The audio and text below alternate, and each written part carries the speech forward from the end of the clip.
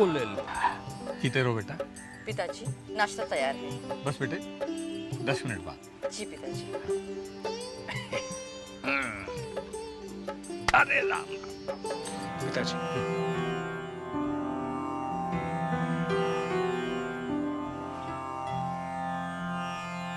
चलो हाय चलो। ॐ अन्नपते अन्यस्य नो देयनमिवस्य सुष्मिणः प्रप्रदातारं तारिष ऊर्जं नो धेहि द्विपदे चतुष्पदे। पिताजी आज 3 बजे आपका रेगुलर चेकअप का अपॉइंटमेंट है। मुझे याद है बेटा। पिताजी मैं 2:30 बजे तक वापस आ जाऊंगा। बेटा मैं चला जाऊंगा। बेटी मुझे थोड़ा ही डालना। इतने से काम के लिए तुम्हें ऑफिस का काम छोड़कर आने की जरूरत नहीं। पिताजी काम तो रोज ही होता है, आपकी सेहत ज्यादा इंपॉर्टेंट है ऑफिस से। ठीक है, जैसी तेरी मर्जी।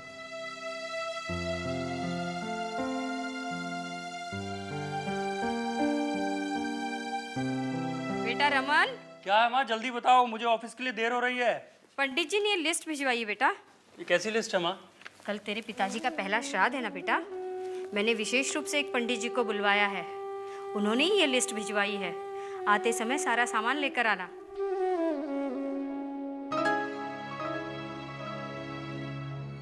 ये सारा सामान तो 1,500-2 हज़ार से कम में नहीं आएगा। क्या करे बेटा, जो जरूरी है उसे तो करना पड़ेगा ही ना। श्राद्ध कराने के लिए इन पंडित जी का नाम बहुत बड़ा है, थोड़ा महंगा पड़ेगा, पर क्या करे, करना तो पड़ेगा ही ना। माँ तुम इसे थोड़ा महंगा कहती हो, ये अनुष्ठान में हज़ारों रुपए में पड़ेगा और मेरी तनख्वाह में घर बड़ी मुश्किल से चलता है। मैं सब समझती हूँ बेटा, पर कुछ जरूरी कामों में कटौती तो नहीं की जा सकती है ना। माँ मैं तुम्हें थोड़े ना दोष दे रहा हूँ, मैं तो अपनी परिस्थितियों की बात कर रहा हूँ, और फिर महंगाई भी इतनी बढ़ती जा रही है। माँ मैंने आपको बताया नहीं, बेबी की शादी के लिए कंपनी से मैंने जो लोन लिया था, पिछले 2 महीने से मैंने उसकी किश्त नहीं भरी। यहीं आसपास से किसी पंडित को बुला लिया होता, 1,500 में काम हो जाता। बाप का शादी रह गया बेटा पैसे बचाने के लिए। मरो की आत्मा की शांति के लिए तो गैर भी दान पुण्य करते हैं, और ये तो तुम्हारे पिताजी का श्राद्ध है। अभी तो मैं जिंदा हूँ बेटा, मेरे मरने के बाद जो चाहे करना। माँ तुम तो नाराज हो रही हो, मैं कहाँ मना कर रहा हूँ। मेरा बस चले तो मैं तो पूरे मोहल्ले के लोगों को भोज कराऊँ पिताजी के श्राद्ध पर, लेकिन मेरी हैसियत तो हो ना। खैर तुम चिंता मत करो, सब कुछ तुम्हारी इच्छा अनुसार हो जाएगा। अब तो खुश? अभी मैं ऑफिस चलता हूँ। Excuse me sir. Yes Raman. Sir एक रिक्वेस्ट थी। हाँ हाँ बोलो। सर वो क्या है कि कल मेरे घर पर मेरे पिताजी का पहला श्राद्ध है, और विशेष रूप से एक प्रसिद्ध पंडित को बुलवाया गया है। सर मेरी माताजी की बड़ी इच्छा थी कि मेरे पिताजी का पहला श्राद्ध बड़ी अच्छी तरह से मनाया जाए। ओके, इसका मतलब कल तुम नहीं आओगे? सर ना केवल मुझे कल की छुट्टी चाहिए, बल्कि मैं ये भी चाहता हूँ कि कल दोपहर का भोजन आप हमारे घर पर करें। रमन तुम भी ये सब करते हो? सर तुम भी से आपका मतलब? श्राद्ध तो सभी करते हैं, हिंदू होने के नाते ये हमारा धर्म है सर। ओहो रमन, ठीक है, मुझे कितने बजे आना है? सर 12 बजे। ओके, मैं पहुंच जाऊंगा। Thank you sir. ओके। गौ ग्लास स्वान बलि पिंपली बलि अनादि निधनो देव शंख चक्र गदाधर अक्षय पुंडरी काक्ष पितृमोक्ष भव देवताभ्यो पितृभवंच महायोग्य एव च नमः स्वधा स्वाहा नित्यमेव नमो नमः आगच्छं तु महाभागं विश्वदेवा महाबल ते तर्पये अतिविहिता सावधान भवति ते श्राद्धम आरंभे गया धौत्तम देवां गदाधरं ताद्या च नमस्कृतं तः श्राद्धम समाचरे नमो नमस्ते गोविंदम। आज के दिन कौवों का खाया खाना, ब्राह्मणों और अन्य जीवों को दिया गया भोजन पूर्ण रूप से आपके पितरों को प्राप्त होता है। इसीलिए इस आयोजन का हमारे शास्त्रों में अत्यंत महत्वपूर्ण स्थान बतलाया गया है। 101 रुपया इन सभी दोनों पर रख दीजिए। जी पंडित जी।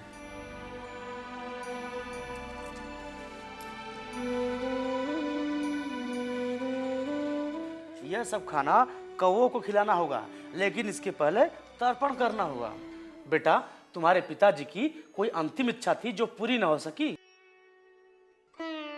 जी मुझे तो कुछ याद नहीं। याद करो बेटा, यह अति आवश्यक है, क्योंकि एक अधूरी इच्छा मनुष्य की आत्मा को शांत न रहने देने का कारण बनती है। इसीलिए श्राद्ध वाले दिन उसका उपाय करते हैं। जी उनकी इच्छा थी कि वो रमन की कमाई से एक सोने की चैन बनाकर पहने। ऐसी अधूरी इच्छा उन्हें कभी चैन से नहीं रहने देगी। इसका उपाय आवश्यक है। तो पंडित जी क्या उपाय है बताइए।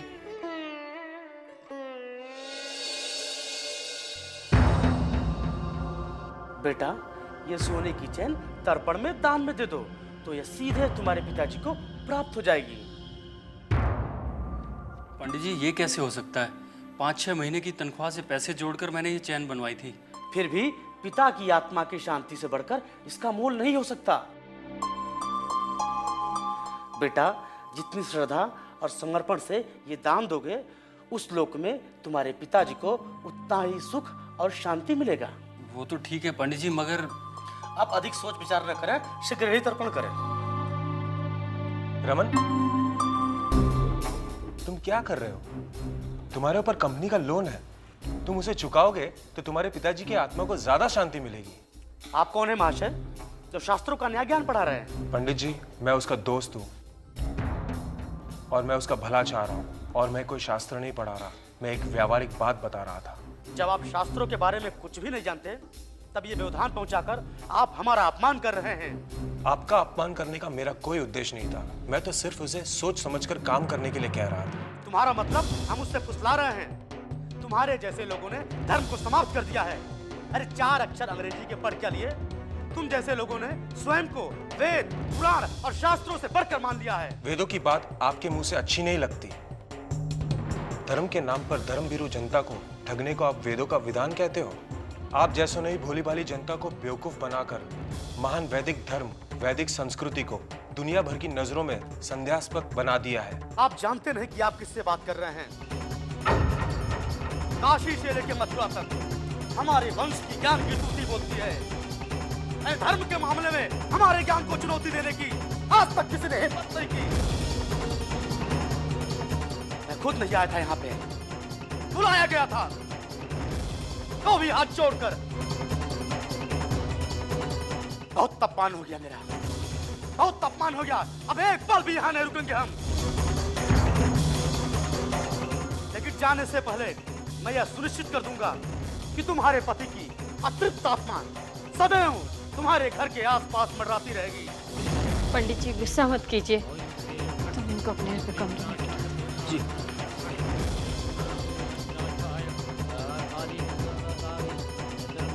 महाराज शांत हो जाइए। आजकल के बच्चों को धर्म कर्म की समझ नहीं है। आप अपना काम जारी रखिए। एक सोने की चैन क्या मेरे पति की आत्मा की तृप्ति से ज्यादा है? अनाधिनिधनो देव शंख चक्र गदाधर अक्षय पुंडरीकाक्ष पित्तमोक्ष प्रदो भव देवताभ्यो पितृभव महायोग्यम एव च नमः स्वदा स्वाहा नित्यमेव नमो नमस्ते आगच्छम तु महाभागम विश्वदेवा महाबला। तर्पण में सोने की चैन रखिए, अन्यथा आपके पिताजी की प्रेत योनि से मुक्ति नहीं होगी। पितृमोक्ष तर्पयामि पर पितामह तर्पयामि। रमन, आई एम सॉरी, कल जो भी हुआ। सर आप मुझे शर्मिंदा कर रहे हैं, बल्कि मुझे खुद इस बात का अफसोस है कि कल आप बिना भोजन किए ही मेरे घर से चले आए। रमन, मुझे तुम्हारे निजी मामलों में इस तरह से दखल नहीं देना चाहिए था। तुम्हारी माताजी मुझ पर काफी नाराज होंगी। नहीं सर, ऐसी कोई बात नहीं है। वो थोड़े पुराने ख्यालों की जरूर हैं, लेकिन उन्होंने आपके बारे में ऐसा कुछ नहीं कहा। हाँ, वो पंडित जरूर आपकी कुंडली के बारे में पूछ रहा था। मुझे पंडित जी की परवाह नहीं है। तुम ये बताओ कि तुमने वो चैन अपने पिताजी तक पहुंचाई या नहीं? सर वो माताजी कहने लगी कि अगर एक चैन देने से तुम्हारे पिताजी की आत्मा को शांति मिलती है, तो फिर मैंने भी सोचा कि मेरी तो जिंदगी पड़ी है, मैं फिर कभी चैन बनवा कर पहन लूंगा। खैर रमन, तुमने आज्ञाकारी पुत्र की तरह अपनी माताजी की इच्छा पूरी की, ये अच्छी बात है। लेकिन तुम्हें नहीं लगता कि तुम जैसे पढ़े लिखे लोग कोई भी कर्मकांड करने से पहले उस पर सोचे? तुम्हारी सोने की चैन तुम्हारे अच्छे बुरे वक्त में काम आ सकती थी। सर हमारी धार्मिक पुस्तकें तो हम पढ़ नहीं पाते। अब धर्म के बारे में तर्क और व्याख्या तो हमारे पंडित, पुजारी, पुरोहित लोग ही बताएंगे ना। अब ये उनके ऊपर है कि वो सत्य बताएं या झूठ। खैर, मैं भी तुम्हें एक निमंत्रण देना चाहता हूँ। निमंत्रण? हाँ, कल मेरे घर में भी मेरे पिताजी का श्राद्ध है और मैं चाहता हूँ कि तुम वहां पर आओ। कविता को भी मेरे तरफ से इनवाइट कर देना। Okay sir.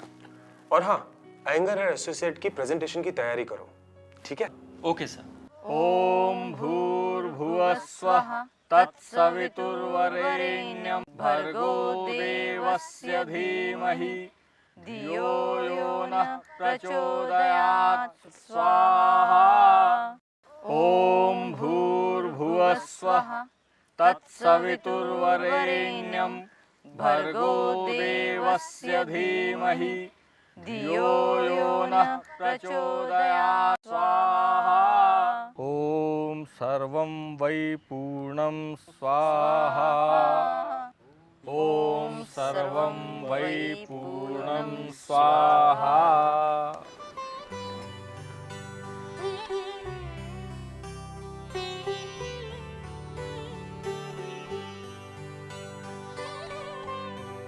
आइए, मैं आप लोग का परिचय करा दूं। ये है रमन और ये मेरी पत्नी सुधा और ये मेरे पिताजी। सर, आप तो कह रहे थे आपके पिताजी का श्राद्ध है। हाँ भाई हाँ, मैं अपने पिताजी का श्राद्ध ही कर रहा हूँ। आपके यहाँ श्राद्ध में क्या हवन होता है? नहीं, हवन तो हमारे यहाँ रोज होता है। लेकिन सर, श्राद्ध तो मरे हुए लोगों का किया जाता है, जीवित लोगों का नहीं। बैठिए आप लोग। पिताजी आप लोग बातचीत कीजिए, मैं जलपान की व्यवस्था करती हूँ। ठीक है बेटा। मृतकों के श्राद्ध की ये धारणा ठीक नहीं है। लेकिन सदियों से तो यही परंपरा चली आ रही है। बेटे, परंपराएं तो समय के साथ साथ बदलती रहती हैं और प्रगतिशील समाज का यही लक्षण है कि वो गलत परंपराओं को छोड़ दे और सही परंपराओं को अपना ले।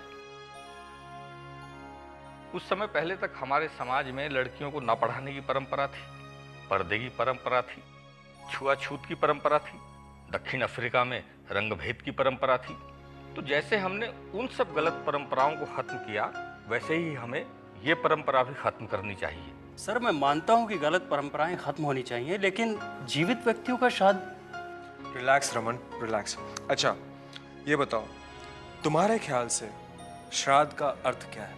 श्राद्ध का मतलब है, श्राद्ध शब्द श्रद्धा से बना होगा। जैसे हम हमारे पितरों के प्रति श्रद्धा रखते हैं तो हम उनका श्राद्ध करते हैं। ठीक समझे। अब जिन पितरों के प्रति हमारे मन में श्रद्धा है, यदि उनके मरने के बाद हमने उनकी सेवा की तो क्या किया? उनकी सेवा तो जीवित रहते ही होनी चाहिए। अब मरने के बाद अगर मरीज को दवा दो तो उसका लाभ क्या? बात तो ठीक है। मैं मानता हूँ कि सेवा तो जीते जी जीवित व्यक्तियों की ही की जानी चाहिए, लेकिन श्राद्ध तो मृत लोगों का ही होना चाहिए, क्योंकि पितरों का श्राद्ध किया जाता है। धन्यवाद फादर। अरे सुधा बेटा, तुम भी बैठो। तो कहो, पितर किसे कहते हैं? सर, ये तो सब जानते हैं। पितृ माने हमारे पूर्वज, जब इस दुनिया में नहीं रहे। एक मिनट, ये शतपथ ब्राह्मण है। इसके अनुसार मृत्यः पित्र अर्थात जीवित मनुष्य ही पितृ है, ना कि मरा हुआ। और मर्त्य का अर्थ है जीवित मनुष्य। और लोकाचार में पिता, माता, दादा, दादी, आचार्य सभी को पितृ माना जाता है। अब जिन लोगों ने इस मर्त्य शब्द की गलत व्याख्या की है, या तो इसके पीछे उनका कोई अपना स्वार्थ होगा, या फिर संस्कृत के इस शब्द का ठीक ठीक अनुवाद करने में उनसे कोई गलती हो गई। वैसे क्या करते हैं लोग बाग श्राद्ध में? सर, कौओं को खाना खिलाते हैं, ब्राह्मणों को भोजन करवाते हैं, ताकि वो उनके पितरों तक पहुंच सके और उनकी अतृप्त आत्मा को शांति मिल सके। मगर क्या तुम्हें ऐसा लगता है ये सचमुच हो सकता है? कैसे होगा? कौन से ब्राह्मण को ये पता होता है कि मरने के बाद हमारे पूर्वज कहाँ गए? मरने के बाद तो व्यक्ति किसी भी स्थान पर किसी भी योनि में जा सकता है। तो जब ब्राह्मणों को ये मालूम ही नहीं कि हमारे पूर्वज कहाँ हैं, तो फिर हमारे द्वारा कराया हुआ भोजन वे वहां तक पहुंचाएंगे कैसे? अब पार्सल पर अगर पता ही ना हो तो डाकिया उसको देगा कहाँ? जी। सवाल ये भी उठता है कि मरने के बाद शरीर रहता ही नहीं तो खाना खाने की जरूरत क्यों पड़ती है? आत्मा को भूख लगती है क्या? और लगती भी है तो उन्हें एक ही दिन क्यों खाना खिलाया जाता है, रोज रोज क्यों नहीं? क्या पितृलोक में उनके खाने पीने का कोई इंतजाम नहीं है? लेकिन मरने के बाद क्या रिश्ते खत्म हो जाते हैं? बेटे, रिश्ते सब इसी जन्म के हैं और शरीर रहने तक ही है। अच्छा, कभी आप लोगों ने विचार किया है कि श्राद्ध केवल 4 पीढ़ियों का ही क्यों किया जाता है? क्योंकि सामान्य तौर पर मनुष्य अपने जीवन काल में केवल 4 पीढ़ियों को ही देख पाता है। सबसे तो लगता है कि किसी समय पर जीवित पितरों का श्राद्ध करने की ही परंपरा रही होगी, जो बाद में बिगड़कर मृत पितरों का श्राद्ध बन गई। लेकिन अपने मृत पुरखों के प्रति भी तो हमारी कोई श्रद्धा होनी चाहिए। आप बिल्कुल कर सकते हैं, उनके अच्छे आदर्शों और मूल्यों को अपने जीवन में उतार कर और उनके अच्छे अधूरे कामों को पूरा करके। लेकिन सर, श्राद्ध करने से ऐसा नुकसान क्या है? नुकसान तो बहुत है, हालांकि प्रत्यक्ष रूप से दिखाई नहीं देता। जब हम ऐसे किसी एक कर्मकांड पर विश्वास करते हैं तो फिर दूसरे और तीसरे पर भी करते हैं, और इसी के चलते आज समाज में अंधश्रद्धा अपनी गहरी जड़ें जमा चुकी है और हम भाग्यवादी होते चले जा रहे हैं। और इसी कमजोरी का फायदा उठाकर कुछ लोग मासूमों का शोषण करते हैं, और लोग भी देखा देखी या फिर पुरोहितों द्वारा डराए जाने पर अपनी ताकत से अधिक खर्च करके बर्बाद हो जाते हैं। अंधश्रद्धा एक ऐसा गहरा कुआं है जिसमें गिर जाने पर निकल पाना बहुत मुश्किल है। रमन, मिस्टर अयंगर चाहते हैं कि 15 को हम अपना फाइनल प्रेजेंटेशन दें। सर, ये प्रेजेंटेशन 15 की बजाय 16 को नहीं हो सकता? क्या मतलब? सर, अगर ये प्रेजेंटेशन 16 को हो जाता तो। कोई खास वजह? सर, मैं आपको इनवाइट भी करना चाहता था। 15 को मेरे दादाजी का श्राद्ध है। क्या? क्या? 15 को मेरे दादाजी का श्राद्ध है। यू मीन तुम्हारे घर पर और एक श्राद्ध है? राइट सर, और आपका आना बहुत जरूरी है। यानी मेरे और मेरे पिताजी की सारी मेहनत बेकार? नहीं सर, मेहनत कभी किसी की बेकार नहीं जाती। मुझे फिर से निमंत्रण देने के लिए तुम्हारी हिम्मत की दाद देनी होगी। प्लीज सर, मेरे कहने से एक बार last time sir. Okay.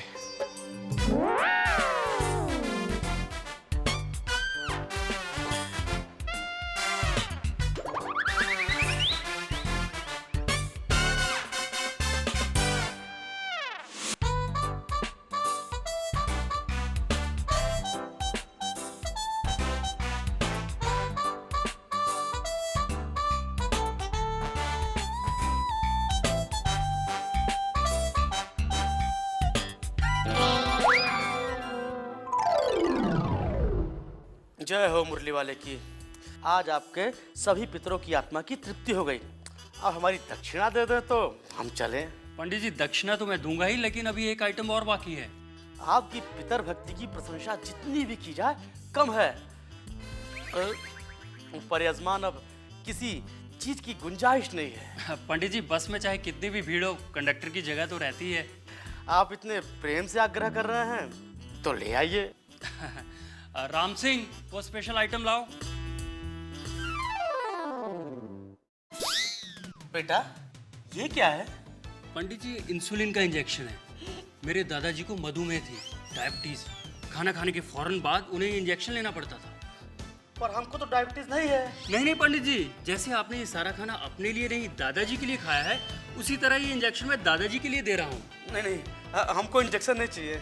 Injection तो लेना ही पड़ेगा पंडित जी, वरना मेरे दादाजी को कुछ भी हो सकता है। जैसे मेरी दी हुई सोने की चेन आपके द्वारा मेरे पिताजी तक पहुंच सकती है, उसी तरह ये इंजेक्शन आपके द्वारा मेरे दादाजी तक पहुंचेगा, मुझे पूरा विश्वास है। देखो, हमको इस तरह का मजाक पसंद नहीं है। हम जा रहे हैं, हमें कोई दक्षिणा नहीं चाहिए। दक्षिणा तो हम देकर ही भेजेंगे पंडित जी, लेकिन उससे पहले इंजेक्शन लेना पड़ेगा। अरे कहाँ चल रही है? अरे भाई, ये अपनी चैन ले लो और हमें क्षमा करो। ये हुई ना बात। हेलो भैया। Okay fine, not a problem. Sir, एक इनविटेशन देना था आपको। किस लिए? सर, कल आपको मेरे घर आना होगा। अब किस लिए? एक श्राद्ध है सर। हे भगवान, मुझे तो लगा था कि तुम सुधर गए हो। अब किसका श्राद्ध है? सर, मेरे नाना जी का श्राद्ध है। नाना का? जी हाँ, वो कल ही जबलपुर से आ रहे हैं और मेरी बड़ी इच्छा है कि आप उनसे मिलें, और कल मैं उनकी एक अधूरी इच्छा भी पूरी करूंगा। उन्हें पूरा मुंबई शहर घुमाऊंगा। ओह, यानी जीवितों का श्राद्ध।